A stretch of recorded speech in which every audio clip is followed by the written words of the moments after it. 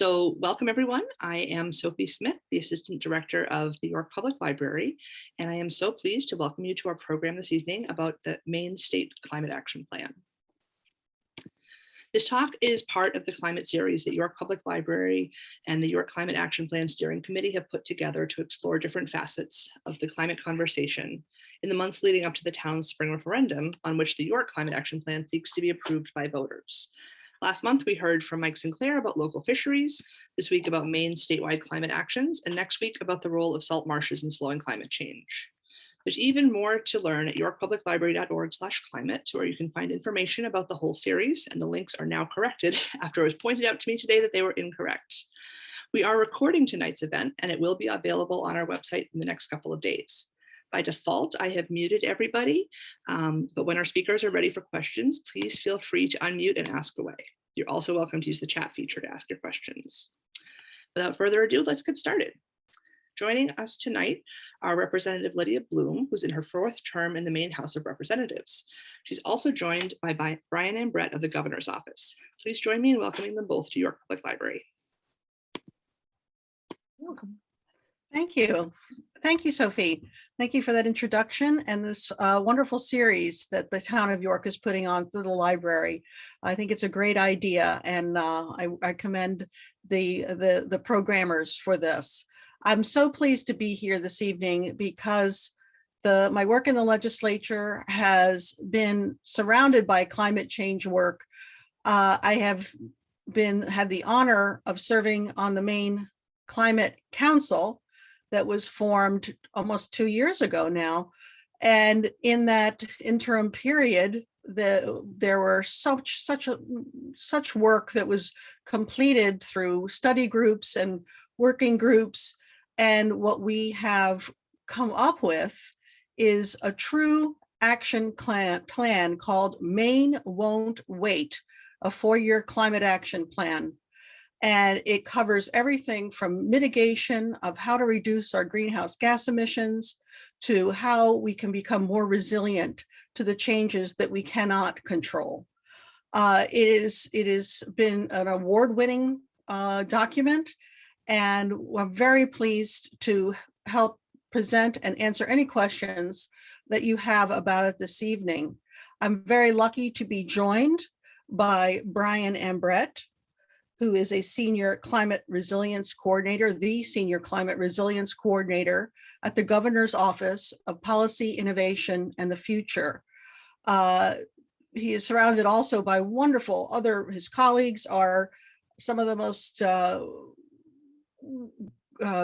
interesting scientists and pragmaticists who have done a terrific job with this report and bringing hundreds of people together and their thoughts and getting it on paper. So I've invited Brian to make a presentation this evening about the Maine Won't Wait plan, and then we'll be happy to take questions afterwards. So take it away, Brian. Great. Thank you, Representative Blume. Thank you, Sophie, for having me this evening. I'm really excited to be able to speak with all of you and share some of the really great work that has gone into creating the plan. And now, after 14 months of implementation, starting to see some of that come to fruition. So over the next 25 minutes, 30 minutes or so, we'll take a whirlwind tour of what the state is doing on climate change. But first, to set the stage, our communications team has produced a video with voices from the 4 corners of Maine calling for proactive approaches to meeting Maine's climate challenge. So this is about a 4-minute video. So we will start off here with a little bit of viewing and then get into the presentation. So please let me know if the audio is okay as we get going here. If you haven't felt the effects of climate change, you will. It's changing the entire planet, Earth. We live in a tiny place called Maine. The natural resources that we have are what make Maine, Maine. We live off it, we're fishermen, we're farmers, we're foresters. Who doesn't want to have a job where you can see this every day? A lot of people see climate change as like, oh, this is, a problem for the next generation. It is not a problem of tomorrow, it is a problem of today. It has the impact of changing life as we know it. When I was a kid, this might have happened once every 10 years. Now you can pretty much count on it happening every year. We're seeing water on sections of roads that we hadn't seen before. Drought, erratic frost dates, more extreme storms. The ski season's changing, ice fishing season's changing. All those things are changing right now. The thing about climate change is that it is directly threatening the things that we love about Maine. When I was a little kid and I would go out lobstering with my dad, we were just nailing lobsters hard. I have traps I can show you that have stuff growing on them that I've never seen before. The Gulf of Maine is warming faster than 99% of the world's oceans. Climate change isn't just something that happens on the coast. This is not just about sea level rise. This is about, in our case, not enough water. Actually, 2 moose out here. Moose can have between 30 to 90,000 ticks on them. When we recover that animal, it's lost 30% of its body weight and it's dead. And that's because of the impact of winter tick. In Maine, transportation emissions are 54% of overall state emissions.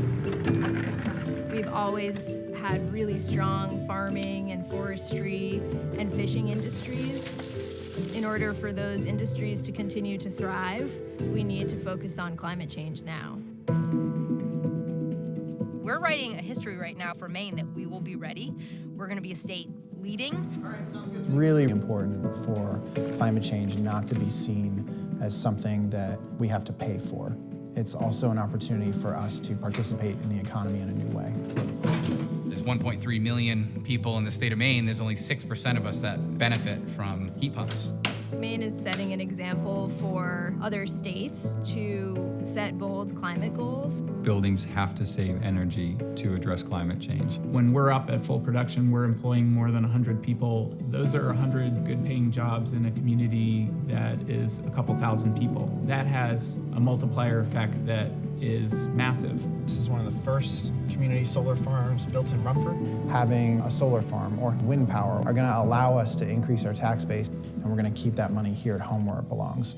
Framing the climate crisis as a social issue rather than a scientific issue, especially for younger folks, is critical. This feels like a team project where we all need to contribute. I felt like this was one way that I could make a difference. We hope we can do something about it. The next 10 years are really important. What Maine Won't Wait is trying to do is to say, here's what you can do about this. And by the way, they're gonna help save you money. We're just trying to find common sense ways to help people take action. We are seeing businesses and towns follow the governor's lead. They're not waiting, and that's exciting. If we want to continue to have the state that we all love and cherish so much, we need to act now. Maine cannot wait.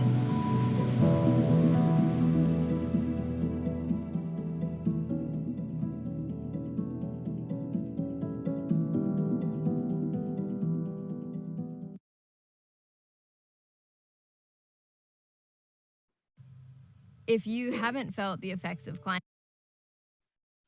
All right, so that was a little bit of a taste of what I will cover over the next couple of minutes or so. I want to draw your attention as we start here to 2 documents. The one on the left is the actual climate action plan, Maine Won't Wait. And then the one on the right with the school bus is our 1-year progress report. Both of these are available at the website here, climatecouncil.maine.gov/reports. And when we finish up the presentation tonight, I'll put this link in the chat so you all have access to it.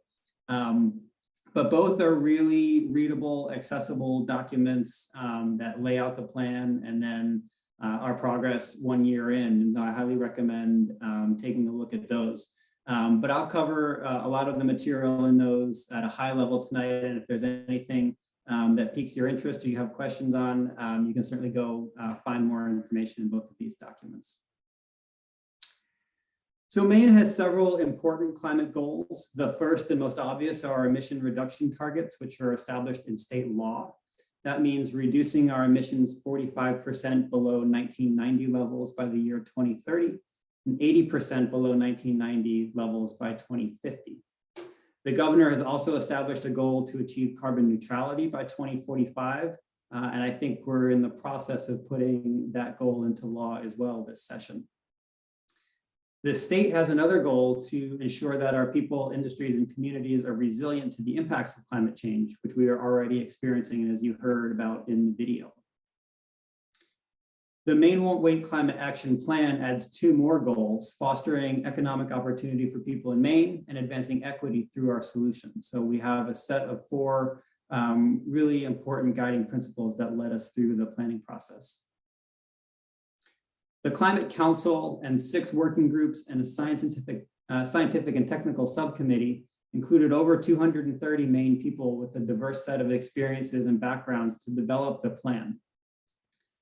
Like other dislocations and disruptions, climate change has the greatest impact on people who are already vulnerable. And as the first official implementation action of the plan, an equity subcommittee was created a year ago that supports planning and implementation of the climate strategies to ensure that participation and benefits are accessible to the diverse populations of people in Maine. The plan itself has 8 broad areas of work covering emission reductions and improving the resilience of our people, communities, and natural systems. We'll touch briefly on each of these areas over the next 15 minutes or so. Zooming out just a little bit, you heard in the video that about half or 54% of our emissions come from transportation. If you combine that with heating our homes, that's 3/4 of our emissions from transportations and building heat. So in a moment, you're going to see a number of proposed strategies that aim to reduce reliance on the combustion of fossil fuels through energy efficiency, weatherization, and by electrifying our transportation and our heating and cooling in our homes and workplaces. December 1st of 2021 was the 1-year anniversary of the Climate Action Plan, and we released that progress report that I mentioned earlier. It includes this dashboard highlighting the progress that we've made on key indicators such as installing heat pumps, expanding public charging infrastructure for electric cars, and increasing the percentage of Maine's energy that comes from renewable resources. Maine Won't Wait is a 4-year plan, so in 2024, we'll have the opportunity to take stock of our progress and make adjustments to our course. And it's against these metrics that we will gauge our progress. Strategy A in the plan is about welcoming and encouraging the growth of electric vehicles in Maine, increasing fuel efficiency of vehicles that are not easily electrified, and building the effectiveness and availability of alternatives to just hopping in the car. And so public transportation or active transportation by walking or biking. The 1-year progress report highlights the historic nature of funding that has become available to support Maine's climate efforts, including from the American Rescue Plan and the Federal Infrastructure Bill, as well as the state's biennial budget. I'm not really going to dwell on the content of this slide, but I do want to highlight that this historic funding includes funds for key climate strategies such as charging our electric vehicles, public transportation, and broadband. My office, the Governor's Office of Policy Innovation in the Future, in partnership with the Maine Department of Transportation, has completed a clean transportation roadmap that builds out approaches for electrifying passenger vehicles, buses, ferries, and our transit systems. If you missed the news, the first all-electric school bus hit the roads of Mount Desert Island last fall. The DOT is also rewriting the complete streets policy so that safe and accessible alternatives to driving, like our sidewalks, bus stops, and bike lanes, become standard features in our communities. DOT is also updating its strategic transit plan to provide more efficient and effective service in rural parts of Maine. The new Maine Broadband Authority, with $150 million from the American Rescue Plan Act, is working to deploy high-speed internet to 95% of homes by 2025 and 99% by 2030, so that Maine people can work, learn, and access services from their homes. Strategy B is about weatherizing and electrifying our buildings. As the energy on the grid becomes increasingly clean from renewable resources, the goal is to shift more of our heating needs away from fossil fuels and towards electricity via high-efficiency heat pumps and high-efficiency heating, water heating pumps. Of all 50 states, Maine has the highest reliance on oil fuel for heating, so the potential for heat pumps is game-changing in our state. In the 12 months ending in June 2021, over 28,000 heat pumps were installed in Maine, with rebates from Efficiency Maine, up from 13,000 in the preceding 12 months. The governor's challenge of installing 100,000 heat pumps by 2025 seems very achievable, with over 40,000 installed since 2019. New energy efficient appliance standards have been established so that when your water heater or your refrigerator dies, you have energy saving options to choose from for the replacement. And for new buildings, the Maine Uniform Building and Energy Code will soon be updated to the latest international standards. So the next generation of construction will consume less energy and save owners and renters on their energy bills. Efficiency Maine initiated a pilot program that incentivizes developers of multifamily affordable housing to meet passive house design standards for ultra low energy consumption homes. And the state government is leading by example with goals to cut emissions from state buildings and to use 100% clean energy by 2024 and an all electric state vehicle fleet by 2030. Strategy C is all about cleaning up the sources of energy, evolving our grid to the grid of the future that we need to support clean, reliable, and renewable energy, and transitioning our most energy intensive sectors to be more efficient. Maine has one of the most aggressive ramp ups in renewable energy in the country, and we're on track to meet the goal of 80% renewable energy on our grid by 2030. Numerous efforts are underway for solar energy, wind energy, and some of the nation's first targets for battery storage technology that will help us weather the ups and downs of renewable energy. From 2020 to 2021, the amount of installed solar generation doubled from 150 megawatts to well over 300 megawatts.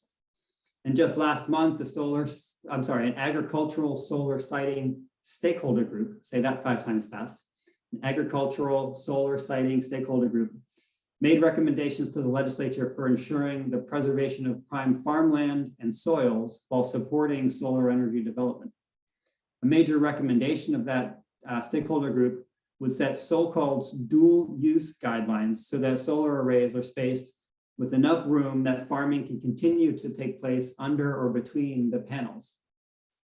And tax rules could be updated to support farmers in making decisions to power their farming operations with solar energy. The Public Utilities Commission and the Department of Environmental Protection have submitted recommendations to the legislature on how the causes and effects of climate change and environmental justice should be considered when making decisions related to the energy generation in our grid. The Governor's Energy Office is leading a stakeholder process with interest from utilities, the energy sector, and the industrial sector about modernizing our electric grid, reducing emissions, and creating jobs in Maine's largest businesses. Strategy E is about 2 big ideas. First, that the natural lands and waters have a big role to play in Maine's greenhouse gas emissions story, and that those same habitats are vulnerable to the impacts of climate change, whether it's from sea level rise, wildfire, or warming temperatures that invite invasive species. And yes, I did say wildfire here in Maine. The past 2 summers have seen more than 900 wildfire incidents in Maine, up from an average of 300 per year in the preceding years.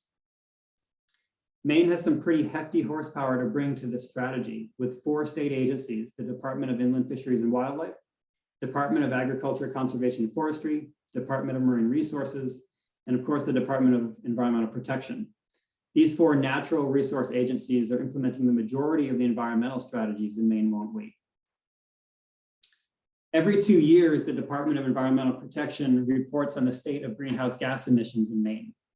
DEP is now developing methods to estimate the carbon sequestration provided by the 90% of land in Maine that is forested, as well as agricultural lands and their coastal habitats. Last year, a governor's task force made recommendations for climate-friendly forest management practices that would apply or be useful to small woodland owners of 10 to 10,000 acres, and that would increase carbon storage while maintaining harvest levels. Climate-friendly timber harvesting practices and low-impact harvesting equipment, and making changes to the open space current use taxation program to integrate carbon management benefits into forest management. The Maine Won't Wait plan set a goal of conserving 30% of land by the year 2030. That's a statistic that currently stands at just over 20%. The state agencies are developing conservation targets for forest cover, agricultural land, and coastal areas. and updating the scoring criteria for 6 different grant programs to incorporate climate resilience goals. The state's 2-year budget has a fresh $40 million for this Land for Maine's Future program. That's our primary conservation fund in Maine. And the Department of Environmental Protection and the Department of Marine Resources have started comprehensive mapping of salt marsh vegetation and eelgrasses along the coast to guide conservation and restoration efforts. They are currently mapping areas south of Casco Bay and have plans to do the entire coast over the next 4 or 5 years or so. Now we turn in earnest to strategies that improve the resilience of people and communities to the impacts of climate change. Strategy F is about giving the state and communities the tools and guidance needed to improve public health and safety with respect to sea level rise, flooding, ticks, heat, drought, wildfire, and many other threats from a changing climate. This year, the Department of Environmental Protection will incorporate official sea level rise projections, that's 1.5 feet by 2050 and 4 feet by 2100, into regulations and program policies. Other organizations are very active in this arena as well. York County's own Southern Maine Planning and Development Commission has published a model coastal resilience ordinance that can help coastal towns think proactively about sea level rise, how it has risks in their communities, and then develop codes that address local concerns. Even while fighting a global pandemic, the Maine CDC has also published near real-time data on heat and cold-related illnesses so that we have greater visibility on the public health impacts of a warming climate in Maine. And Maine CDC and the Maine Emergency Management Agency are planning to work with 2 to 3 counties this year on extreme heat planning and responses, and we'll expand that work over the coming years to all 16 counties in Maine. I'd like to spend just a couple of minutes highlighting a new program launched last year with funds appropriated by the Maine Legislature. And this is a program that I work on pretty extensively. This is the the Community Resilience Partnership, and it provides grants and assistance to communities in Maine to reduce carbon emissions, transition to clean energy, and become more resilient to climate impacts and extreme weather. As these maps demonstrate, the climate plan identified that many communities in Maine lack the planning capacity and resources to prepare for climate impacts. And many communities have high levels of social vulnerability that make them more vulnerable to the risks from climate change. Some of these social vulnerabilities would include higher percentages of low-income residents or a higher percentage of older residents. All of these folks who might have a harder time adapting or a harder time recovering from a disruption due to extreme weather event. These new grants will support communities to identify and address locally important priorities and ensure that all communities in Maine, including the smallest and most vulnerable, have access to resources and support to help reduce their emissions and build resilience. There are 3 types of funding within this grant program: grants to communities for planning and implementation of their climate and energy priorities, grants to service provider organizations to help communities get started, and then contracts with regional coordinators to support communities in the implementation and securing additional funds and hopefully larger federal funds for their priority projects. So we're really trying to build the capacity around the state, the local and regional level to do this work at the local, regional, state, and in coordination with our federal agencies. If you're interested in learning more about this program, the website is here, maine.gov/future/climate/community resilience partnership. Strategy G is about infrastructure, and infrastructure has certainly been in the national news recently over the last year. And despite what we hope is temporary stagnation on a federal infrastructure bill in Congress, Maine has really important work underway to improve the climate readiness of our aging infrastructure.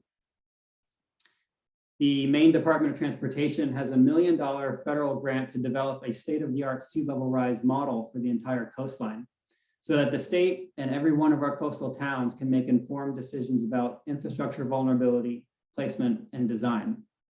The Department of Environmental Protection has refreshed its municipal culvert grant program with $3 million, so that many of the state's 2,000 most at-risk culverts can be upgraded to improve flood performance, prevent washouts, and allow passage of fish and other wildlife. And I said 2,000 culverts. I should have said 20,000 culverts. I'm sorry. Very importantly, a new program is aimed at helping communities in Maine with their infrastructure resilience. Again, the Department of Transportation is developing an infrastructure adaptation fund that will administer $20 million allocated by the legislature through the Maine Jobs and Recovery Plan. This fund will support infrastructure improvement projects that address climate vulnerabilities, consider future climate projections in the infrastructure design, and increase public safety. DOT plans to launch this program next month in April. And lastly, strategy H is about engaging people in conversations about climate change, with what ideas for what we can do about it, as well as creating opportunities for people to develop skills and be recognized for their own contributions to the solutions. I'm happy to share that we've worked hard over the last 6 months to talk about the Climate Action Plan and create resources that tie the goals and objectives laid out in Maine Won't Wait to concrete actions happening across Maine right now. One of the most exciting things about this past year has been seeing how Maine Won't Wait has become a blueprint for climate action for communities and organizations around the state. Just last night, I was talking with the Land Trust, who was using Maine Won't Wait and some of the progress that we've made as fodder for their new strategic plan. So it's really exciting to see everybody sort of rallying around this plan and using its ideas as inspiration. As part of this effort on the 1-year anniversary of the climate plan, we launched a new website, mainewon'twait.org. And it's meant to be for public consumption. It has clear and easy to understand explanations of climate change impacts in Maine, what the state climate plan is doing, and it connects Maine people, businesses, and communities with ways to contribute their actions to the outcomes of Maine Won't Wait. Our goal is that this is an entry point for people who are on the cusp of taking action, but maybe need a nudge or don't know what they need to do yet. And so with that, thank you so much for listening this evening. I know we took a quick tour over a lot of material, and I appreciate you staying with me. I look forward to the discussion, and I'll turn it back over to Representative Blume to lead us. Thank you, Brian. Really very, very good. Lots of information. I wanted to open it up for questions or comments. And what would you like to talk about? Jerry? Yeah, hi, Brian. Thanks a lot. My question goes to the role of the carbon content in electricity. An awful lot of the state's goals are based on reducing the carbon content of the grid, such that with electrification and reduction, decarbonization, you get close to the goals.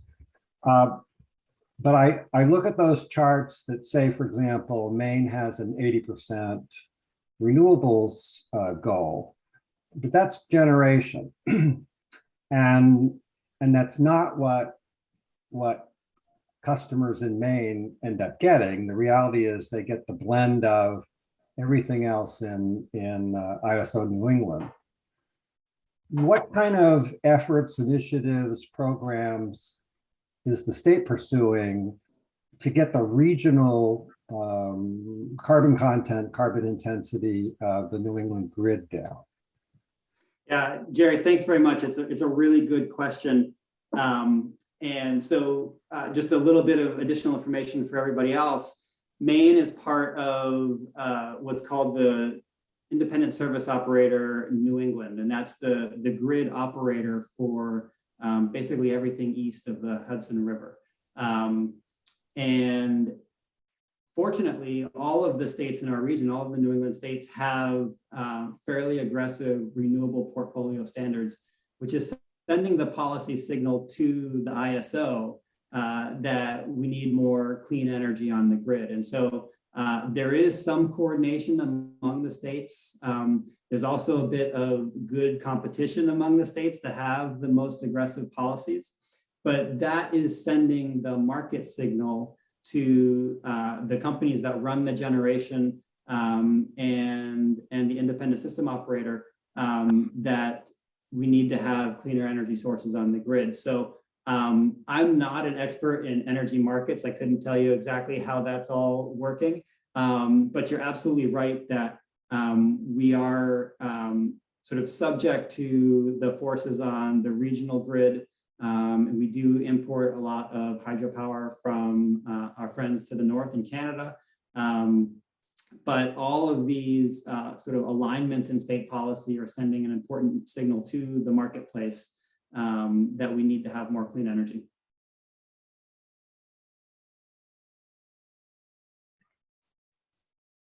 Anybody else would like to ask a question? Of either me or Brian?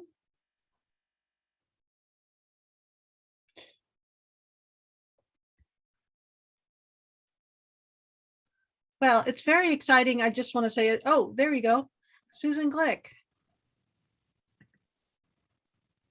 We can't hear you.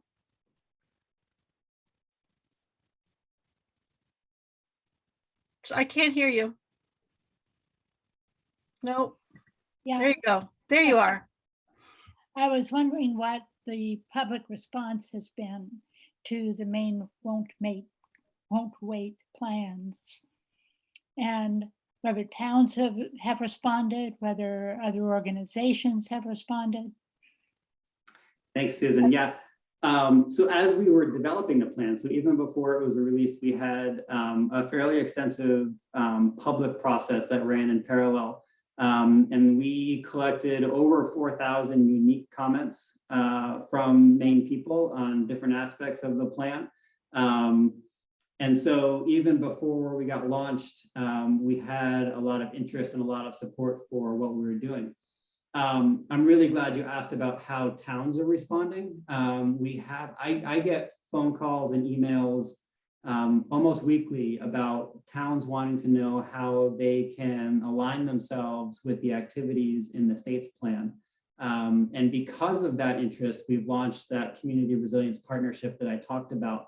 And one of the things that we wanted to do through that partnership program is develop some guidance for towns that want to align their work with the state plan. And so there's actually a list of 72 different activities that a town or a community could pursue that would be in alignment with the plan, and that there may be some kind of, or that there definitely is grant funding available for, and maybe other resources through other agencies and state government. So we've been really excited about the support that we've been getting for the plan and the interest from towns in every single part of the state, not just along the coast or not just towns that you think might be proactive on climate change, but all kinds of towns across the state, rural, large, coastal, inland, northern, southern, everywhere.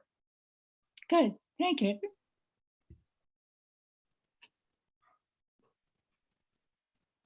Anybody else would like to pose a question?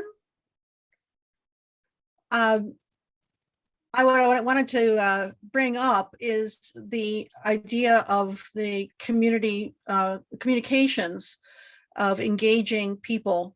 There are two bills that I'm working on. One is the climate, or two bills that are being worked on that address that. One is providing teachers with climate education, professional development, and expanding the ability of schools to partner with community organizations in climate education. It's very well supported. It was asked for by teachers who are seeing this as a real issue in the schools and in terms of engaging our young people in this. They're worried about it. They want more information. They're not getting enough. And the teachers want to make sure that they are developed, that they have the same right professional development to offer those services to the students. And as well, I was just sitting on the committee yesterday for discussion of the Maine Climate Corps, which expands services like AmeriCorps and involves more of climate related workforce. So it's very exciting. We're looking to fund that as well.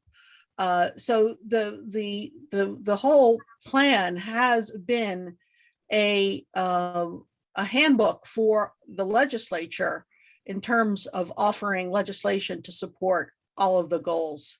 And it really has become a roadmap because, as you said, it's a 4-year action plan.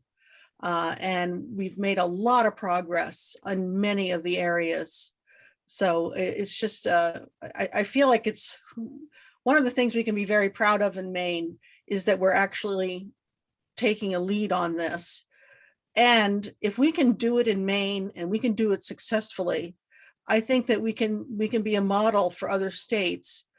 You know, the IPCC report came out yesterday. I don't know if anyone had a chance to look at it, but it's not encouraging at all. It's very depressing that we're not doing enough. And I feel like in Maine we're doing a lot, and we're doing what we can. And if we keep moving forward, if we don't move backwards, I think we can really make progress on all these issues, and help save our coastline, particularly. And I'm so glad that you're going to be learning next week or soon about the importance of marshes.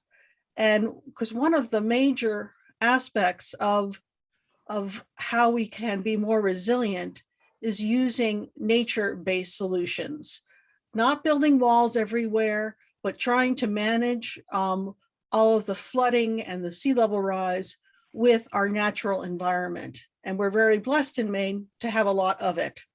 So we have a lot to be hopeful for, I guess is what I'm getting to, despite the dire IPCC report of yesterday.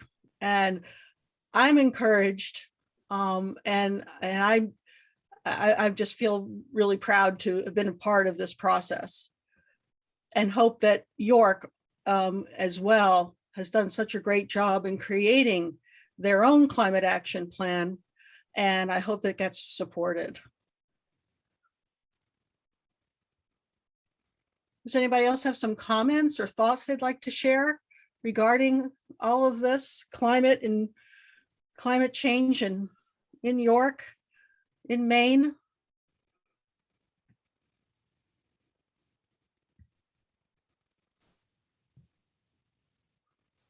Jerry, I saw you unmuted. There you go.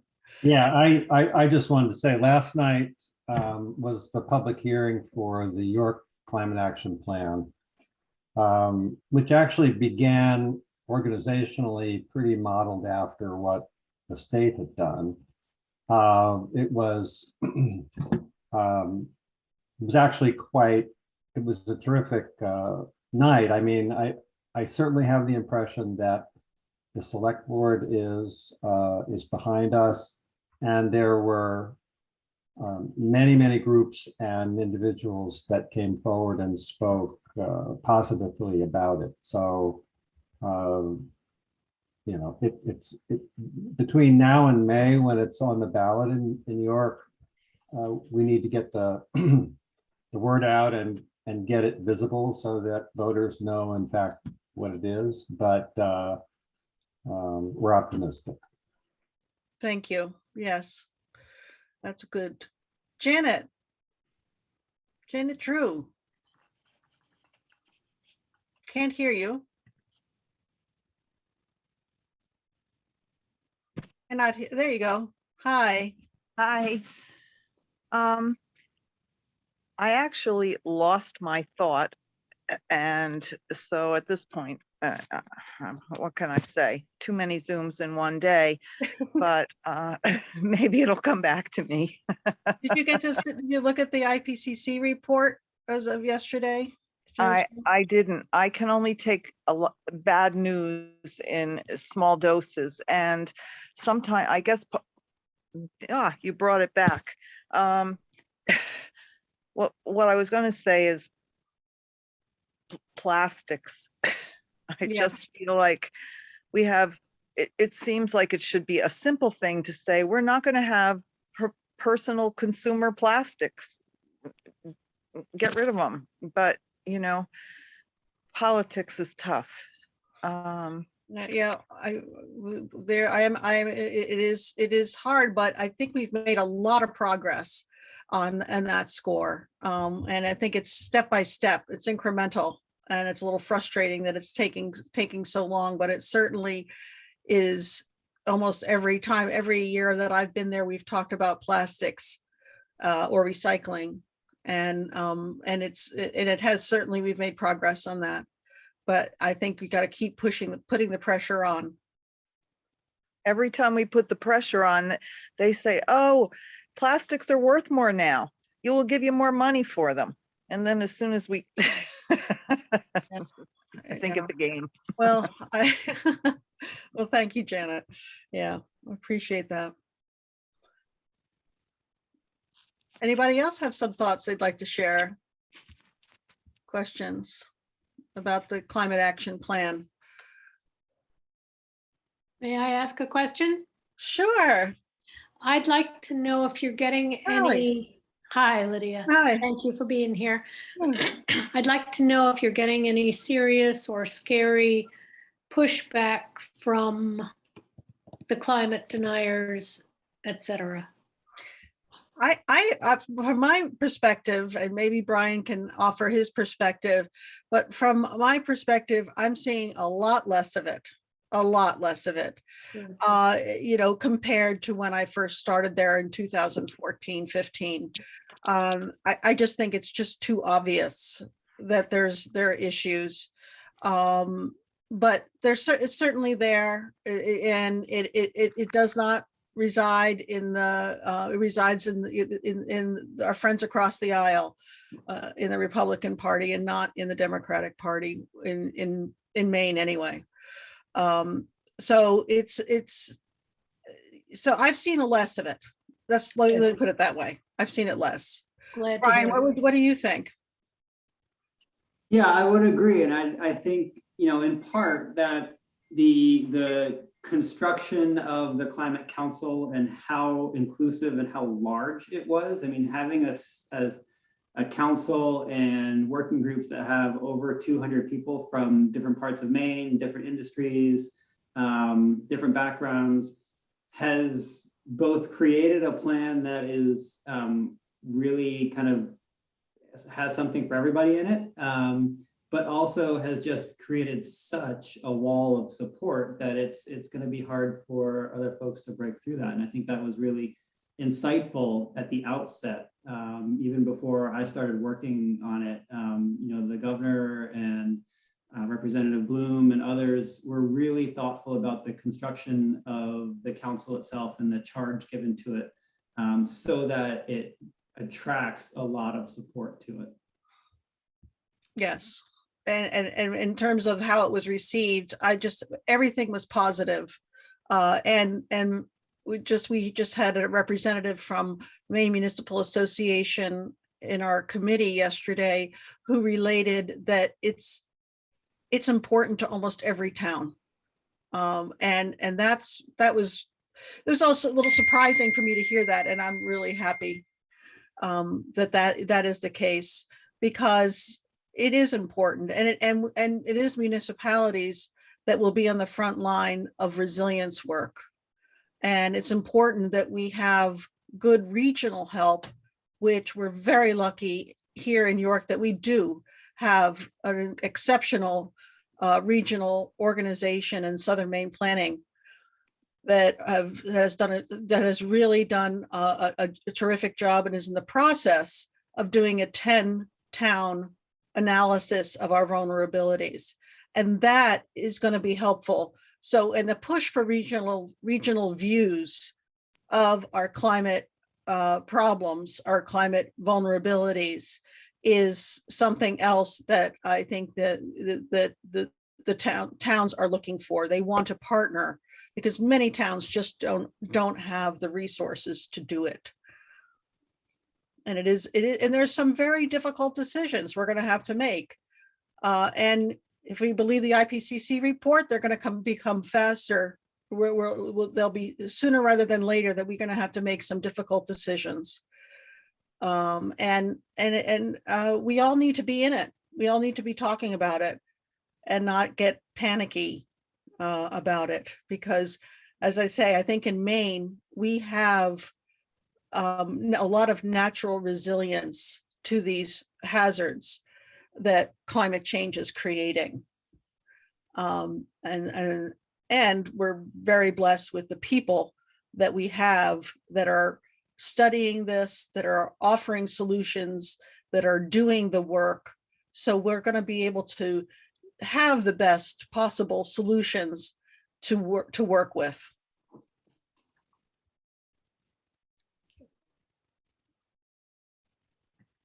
Trying to be, I am hopeful. I am sincerely hopeful for the state of Maine. I want to make that clear. And I especially feel strongly that our young people need to be, we need to be involved, we need to communicate, we need to work together. And I'm actually having a caucus, having a presentation at my Climate Action Caucus on Thursday that will have a high school student and a baby boomer who wrote an article together about their experience with, I think it was 16 young people and 16 older people, and they met for 90 minutes every month for the past year. And they were talking about climate action, and they learned so much about communication, how to communicate with each other. And it was some things were very surprising to them. So anyway, I thought that would be an interesting thing to actually do on the stage at the York High School, is to have that kind of discussion, because it, you know, the young people, it can't be on the young people to solve the problem. We have to really work together, but we need their engagement and their energy and their thoughtfulness. And they need to know, and I want the young people in Maine to know that Maine is doing what we're doing, that we've done this plan, and there is hope. Because I do think the mental health and well-being is so important for our young people. That's good, Lydia. Thank you. Thank you, Sally. Does anyone have thoughts about that, about reaching younger people or getting that? I would love to hear any thoughts people have about that. Or are there some young people on tonight?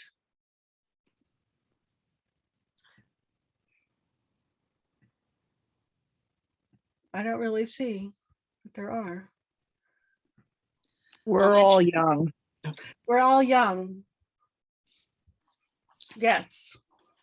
No. I was going to make a quick plug for a program that we're having at the end of the month on March 29th. We're doing a program about climate change and mental health specifically, with a mental health professional in Portland who's going to talk about some of the work that she's done around that. So I would invite anybody who's interested in sort of that component, and especially as it's affecting people of all ages, but youth in part, to join us for that on March 29th. Oh, that's great.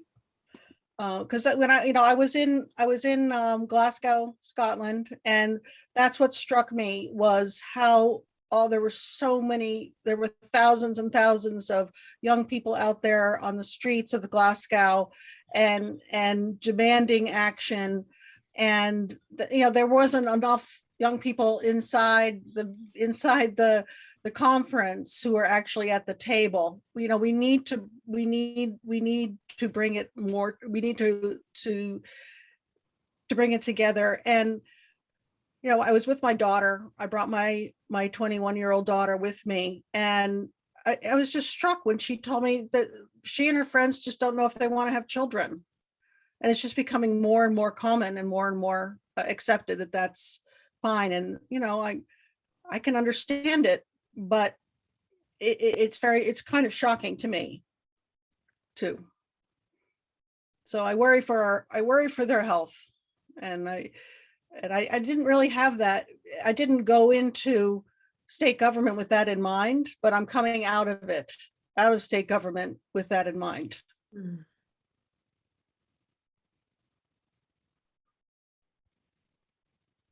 So I'm in my last term, and I hope that the people that are running to replace me And to replace your other state representative, will continue the fight for good climate policy from the state.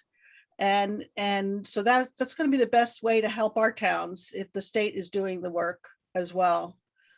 And I say I couldn't have been more honored to be part of this climate action plan from this great state of Maine. It's not over yet, too. We got another couple months here. Thank you for doing it, Lydia. Thank you, Sally. I just think it is the issue of the day. And you have to do something in order not to crawl into a hole. So. And what happens at the state and at the federal government is really, really important, because when you really look at where the issues are and where the greatest amount of greenhouse gas emissions are, certainly there's a lot that individuals can do, but it's really the big levers that have the most significant impact. It's things like the grid, it's things like state policy on energy efficiency. It's like federal standards that supersede anything that a small community can do. However, states are a lot more nimble than the federal government. I found that out when I was in Glasgow as well, that if we can succeed, there is an emotional aspect to this. It is about hope, and we have to be able to inspire hope. And I do think if Maine continues to be successful and takes it as far as we can to do for what we can do, that we can offer inspiration to other states and the federal government. So I think it's something, by the way, what we're celebrating right now is the 50th anniversary of the Clean Water Act by our own Ed Muskie in 1972. So, Maine has a tradition doing good things. Proud to be a Mainer. Well, with that, Brian, do you have any final thoughts that you would like to offer? No, just to say thank you to you, Representative Blume, for your leadership both on the Climate Council and in York and just across the state on everything. We couldn't have gotten as far as we have without you, and we've been extremely fortunate to have all of your energy in this direction. And so thank you very much for being with us, and look forward to continuing to work with you once you're out of office too. Oh, Brian, thank you so much. That means a lot to me, since I admire you and your group so much. Thank you. So with that, we're 5 minutes out. Is anyone else would like to say any last words? Thank both of you and the library for this presentation tonight. I think it was very helpful. Not a lot of people have kind of the big overview of what the state's up to, and that's what this is about. Yeah, it's important. And thank you both as well. I noticed someone in the chat had asked if the town had been specifically invited to view this presentation, and I would say, we did record it. So if you find that there was information in here that you would like your elected officials in town to know, please feel free to send along the recording to them. It will be on the library's website the next day or two. And we can also invite them to the rest of the programs in our series. I mean, I think we want to have as many people in the conversation about this in York, and the more awareness, the better. And that's what our objective has been with this climate series, is to sort of bring in people on all different facets and explore it and see how they all tie together. So thank you both, Brian and Lydia, for your time this evening. And I truly appreciate it. And I'll have the recording up shortly. So thank you. Thank you very much, Sophie. Good night, everybody. Good night. Thank you. Thank you. Good night.